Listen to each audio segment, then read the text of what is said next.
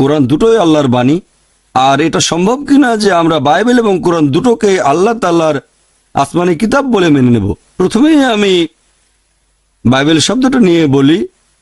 বর্তমানে খ্রিস্টানদের যে ধর্মগ্রন্থ, আপনি কিছু মুসলিম পাবেন যারা বিশ্বাস করে যে বাইবেল আল্লাহ তাআলার বাণী।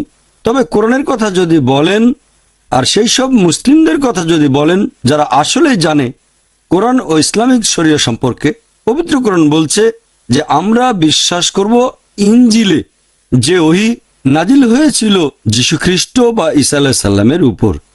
যে মুসলিম ইসলামিক শরিয়া সম্পর্কে জ্ঞান রাখে সে নিশ্চিতভাবে জানে যে ইনজিল হচ্ছে সেই কিতাব যেটা ঈসা আলাইহিস সালামের উপর নাজিল হয়েছিল। আমরা অবশ্যই সেই আসমানি কিতাবে বিশ্বাস করব।